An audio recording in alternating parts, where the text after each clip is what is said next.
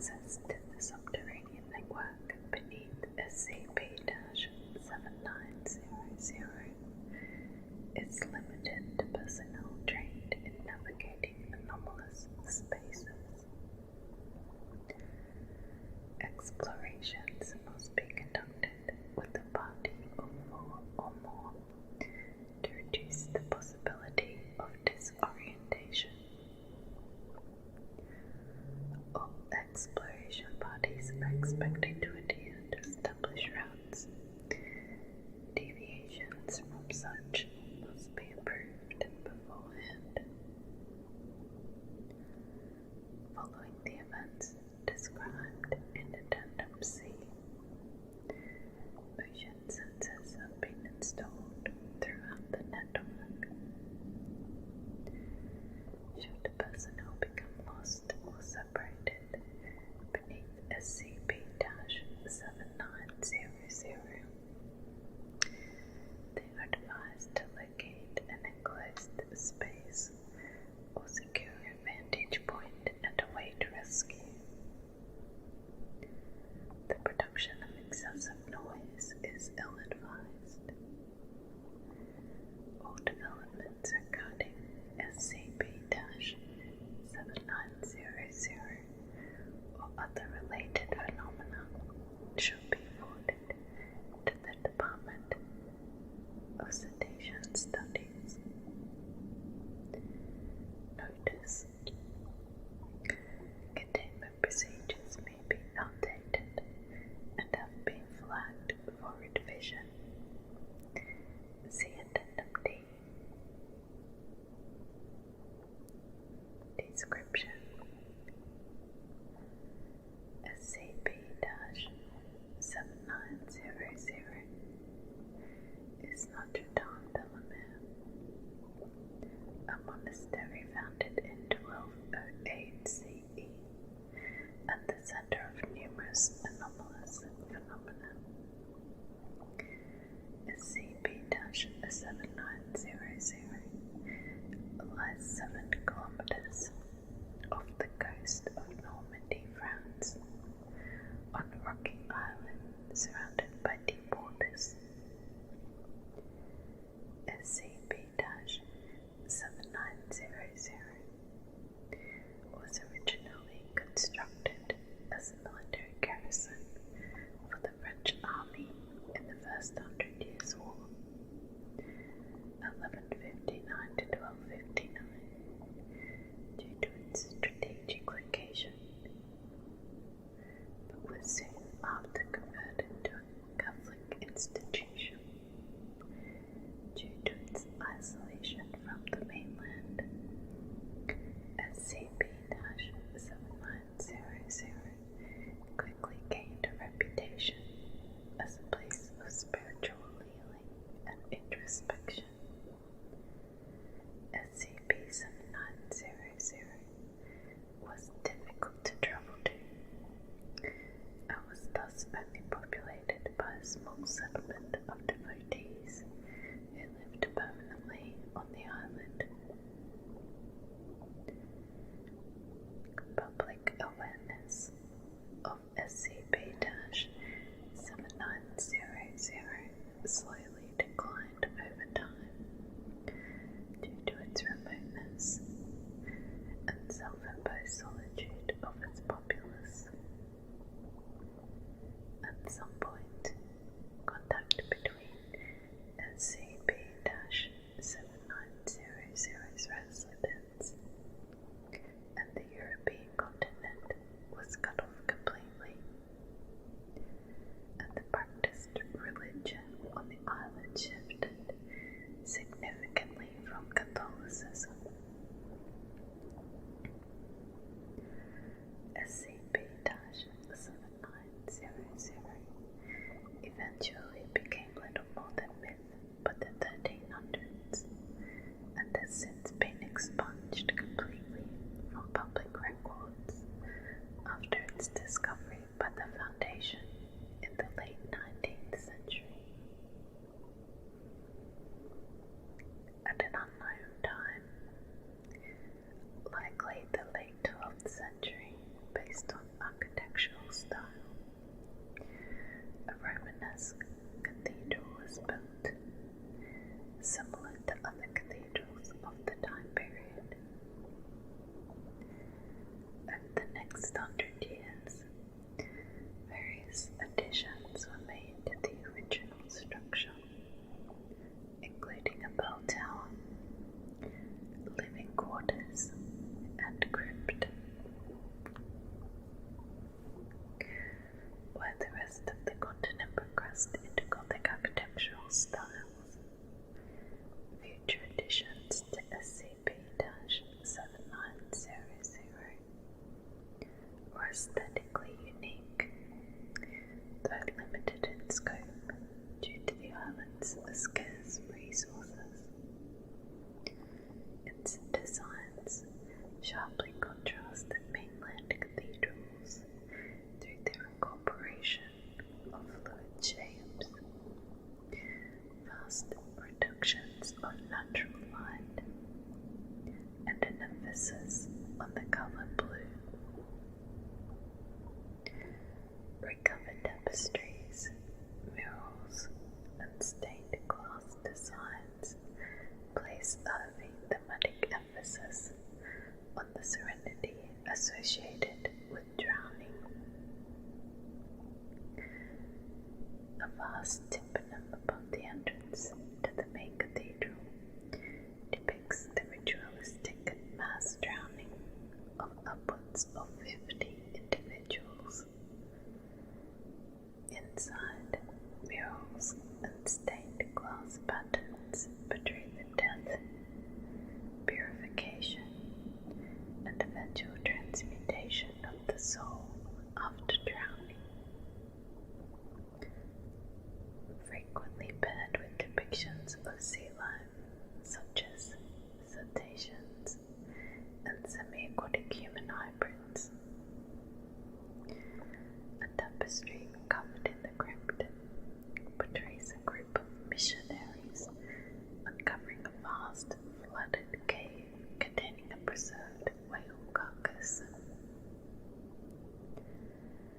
Various metal weights, assumed to have been used to assist in drowning, were recovered within SCP-7900's living quarters. Affixed to the wall behind the altar of the cathedral was a whale skull of an unidentified species, visually similar to that of the grey whale. The lower mandibles were recovered in the crypt, bearing hundreds of names and dates carved onto their surfaces, some as recent as the 1850s. Amalgamized fossilized remains surround the island, suggesting the presence of unprecedented numbers of sea life throughout SCP-7900's history. Currently, the island is largely devoid of life. At the time of the discovery, SCP-7900 was abandoned. It has since become a vital asset to Foundation cultural studies in the region, helping to chronicle a rich yet grim period in French history. Addendum A. Beneath SCP-7900 lies an expansive network of tunnels constructed at an unknown date in SCP-7900's history. The network was discovered during archaeological digs around the base of the island. The tunnels have yet to be fully explored, but the survey teams have mapped over 150 kilometers to date. Estimates place the total size of the network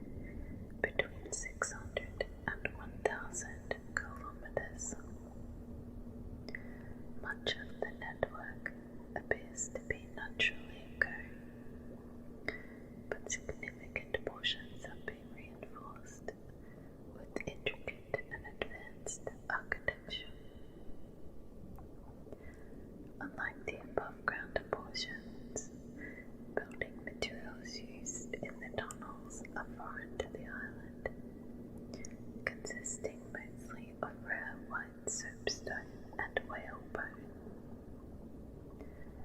Man-made reinforcements continue intermittently some 400 meters underground, despite the infeasibility of such construction projects, given the technology available at the time of SCP-7900's use. During preliminary explorations, it was discovered that the network possesses an anomalous effect that causes individuals to have a higher than average likelihood of becoming lost within the tunnels, even when using advanced navigation equipment. Rescued personnel consistently report becoming lost through non-anomalous means, such as equipment malfunction, disorientation, or unstable geologic activity, but repeated incidents suggest anomalous interference. This effect was noticed when Special Task Force Mammoth, a reconnaissance team specializing in subterranean exploration, failed to broadcast its all-clear signal for over 3 hours while underneath SCP-7900. The team was declared MIA 3 days after loss of contact, but was discovered shortly after by rescue patrols. During debriefing, members of the team described becoming disorientated after attempting to return to the surface the way they came. Following standard protocol, they began methodical lateral exploration until reaching a flooded cave, which continued down an indiscernible depth. While devising a plan for rescue, several members of the team reported hearing vocalizations similar to whale song emanating from the water. A closer investigation failed to reveal the source, but the team did recover a collection of metal weights similar to above-ground artifacts. Vocalizations were described as increasing in intensity, amplified by the cave walls, until the team was forced to retreat from the cave. The following is an excerpt from a testimony of the incident by Rick Costellos, Chief Demolition Specialist for STF Mammoth.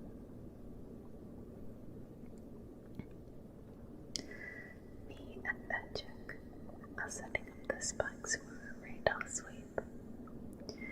The mission's gone down, so we're going to try and find a weakness in the rock for a controlled blast, which would either clear a path or at least alert you guys to our location. Dana tells us to head down the slope a bit to widen the range of the image, since we only have so much time before the battle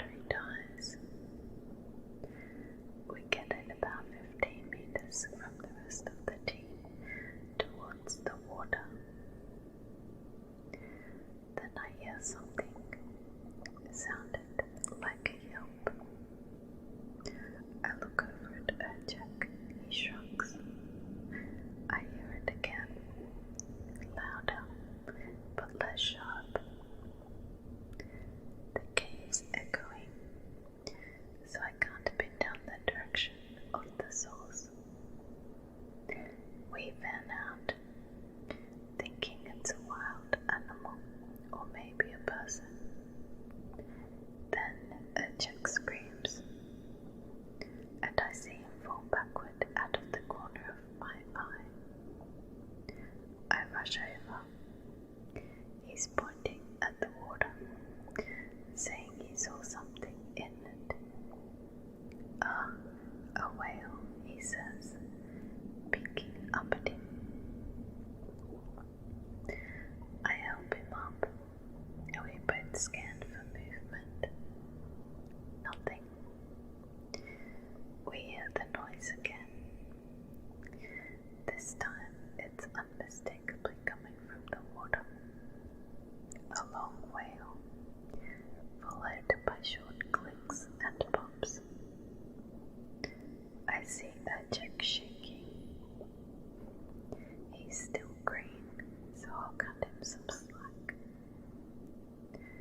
We see ripples in the water, and I tell that chick to go and get Tanner. He runs off, tail between his legs, but I didn't. I wasn't scared, no. Why should I be? It only wanted to save myself. Photographs of the cabin match descriptions of a divine grotto pictured in documents recovered from SCP-7900.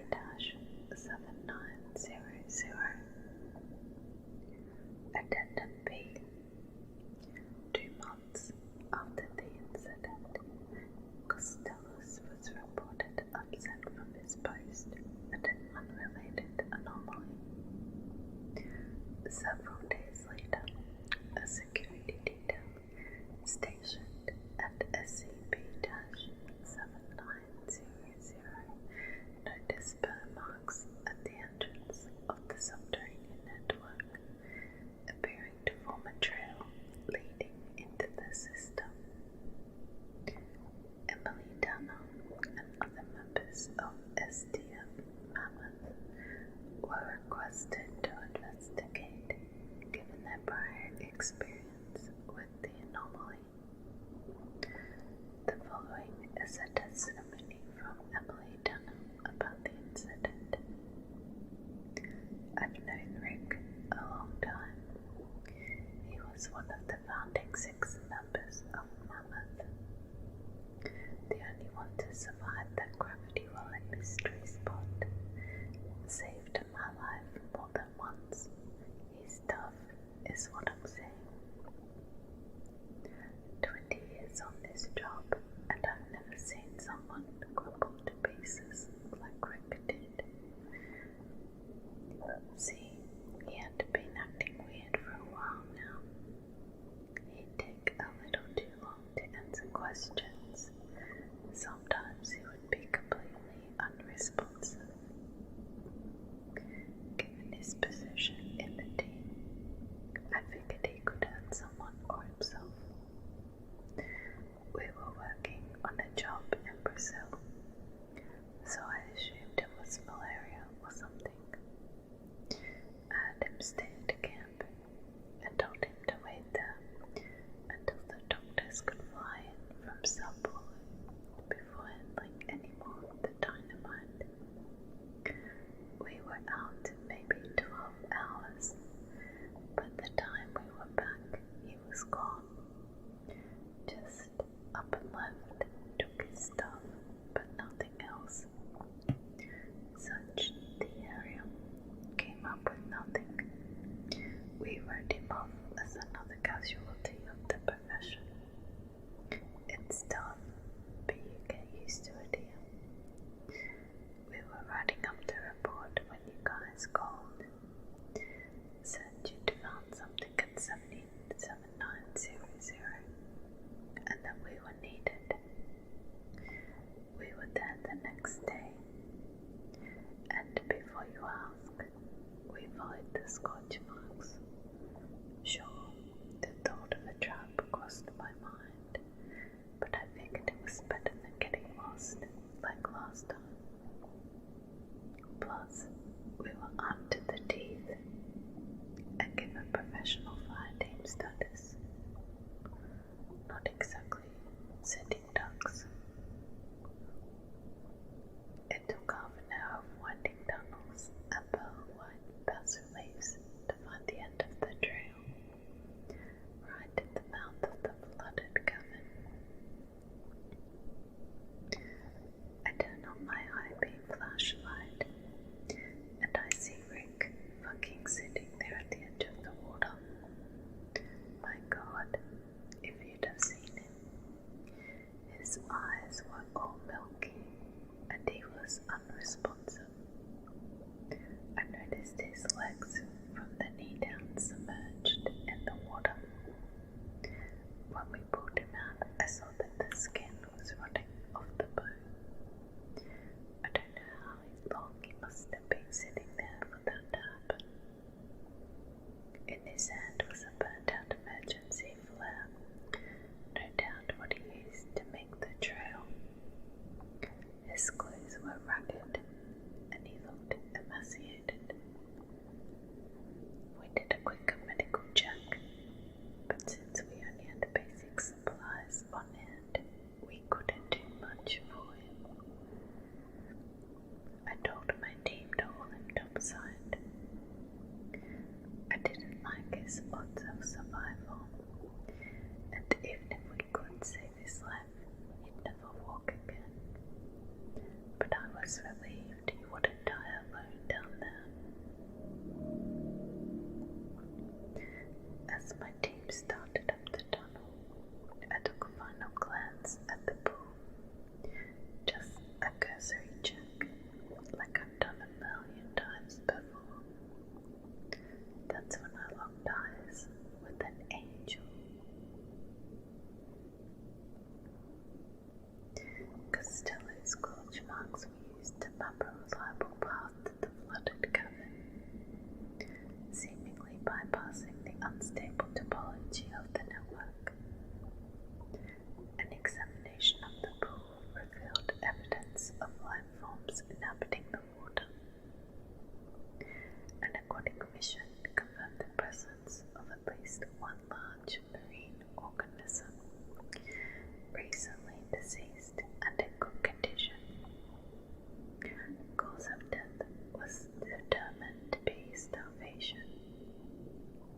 The organism bore great visual similarities with the Escherichtheridae family grey whale, with several major exceptions. Malformed eyes sunken into the skull and covered with skin growth, a total lack of blowholes or breathing apparatus, lack of baleen, the damage to the mouth suggests removal post-birth, 2 arms, pale and bony, extending from either side of the torso and terminating in human-like hands.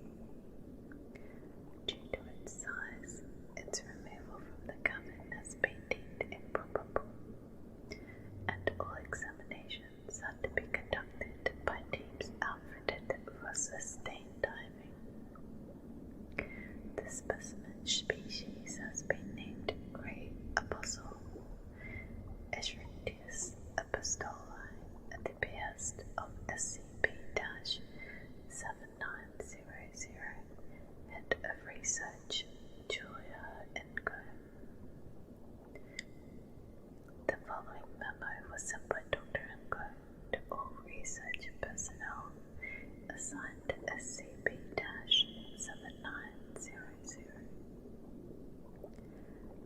It became immediately clear, upon seeing the specimen myself, that we are dealing with something far greater than what we started with.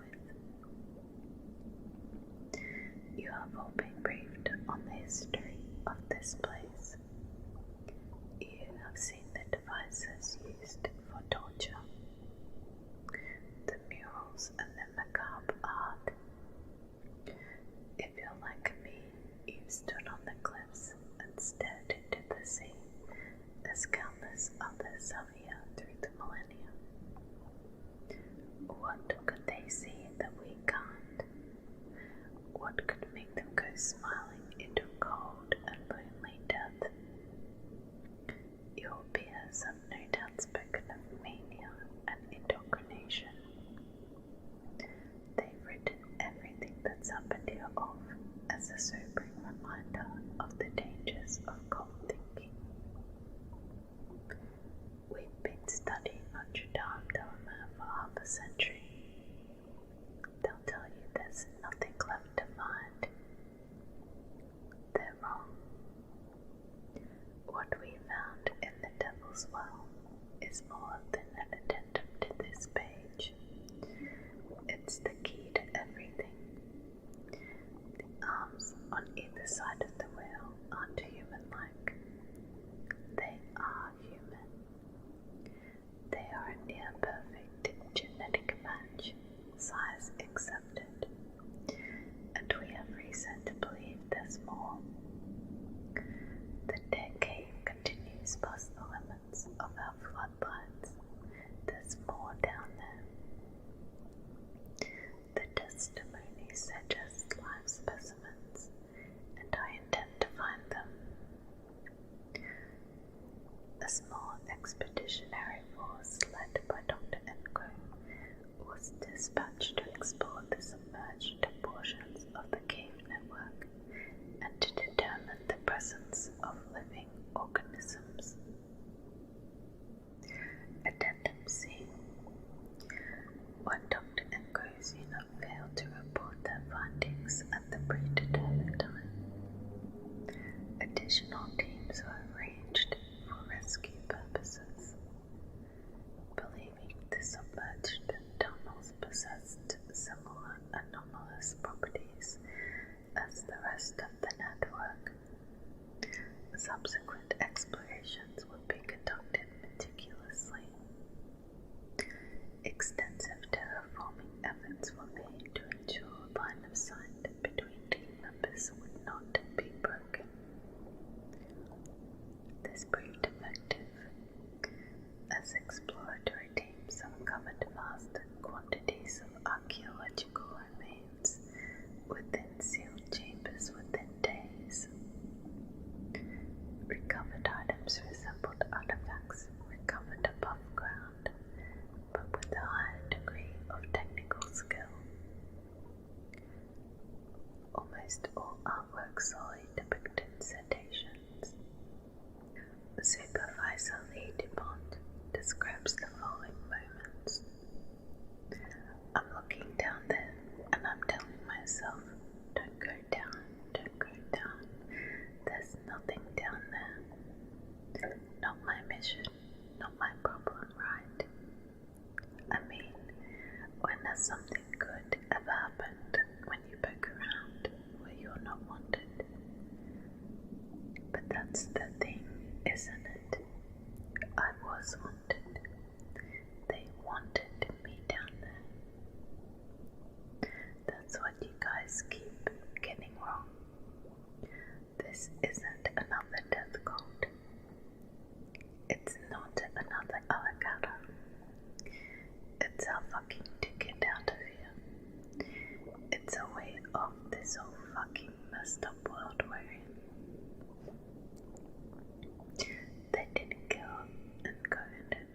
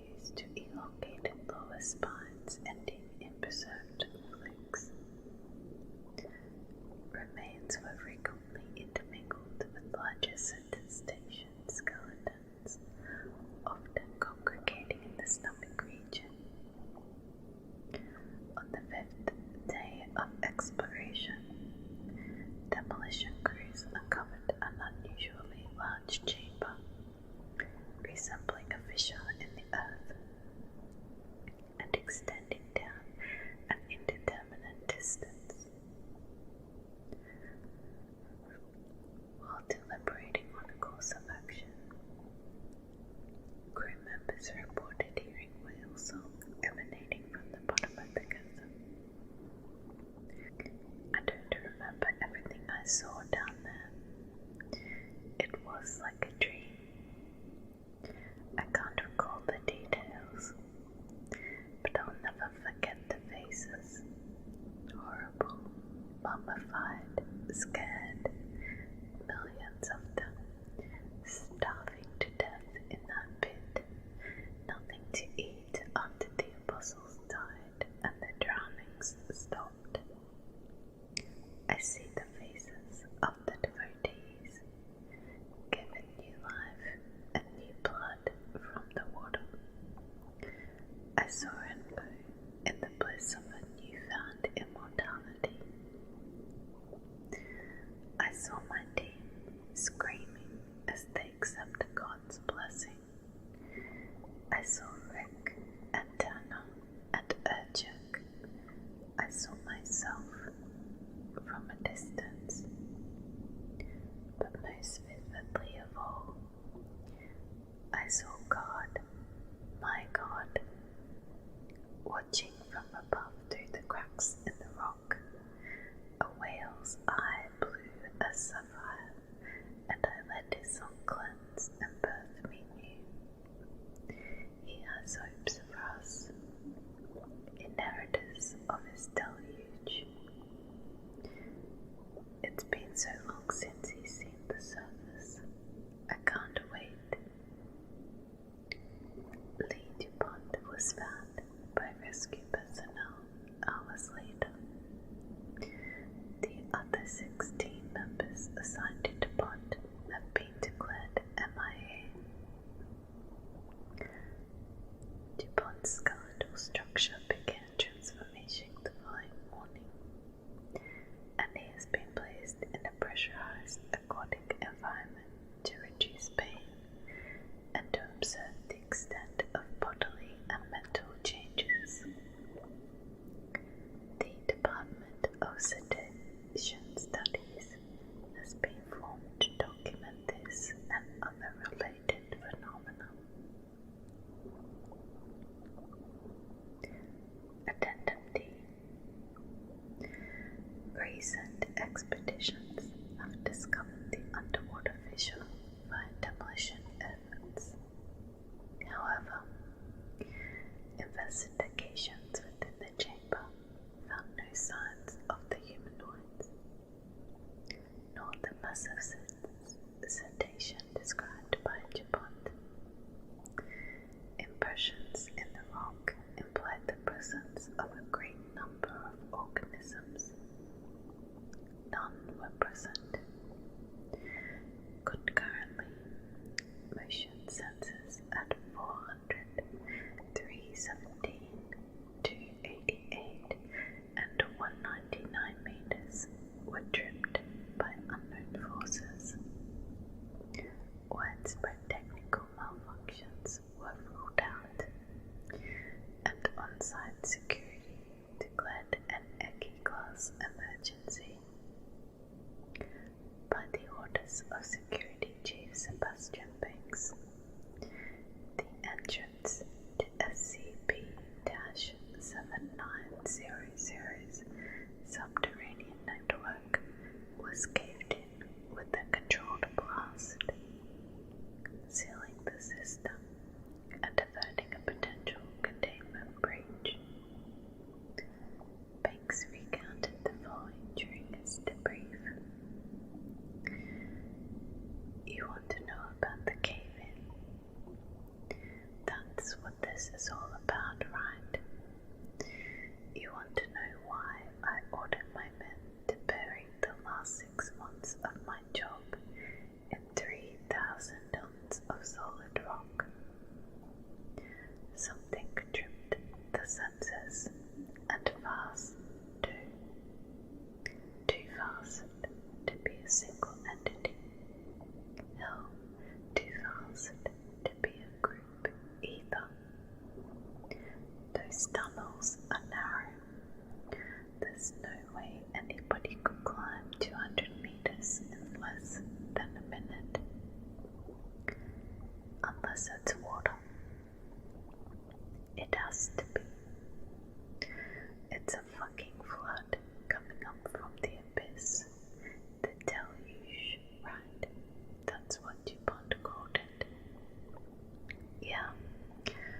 listened to the tape.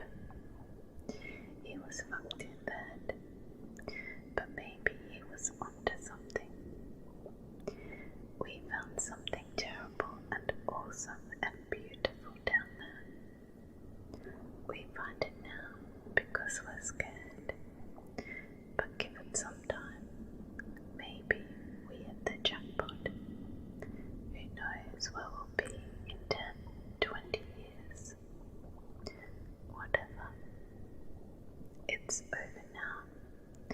The cave's airtight. Nothing's getting out in 1,000 years.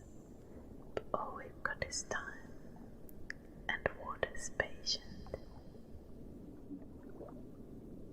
Thank you everybody for listening to my reading of SCP-7900. As always,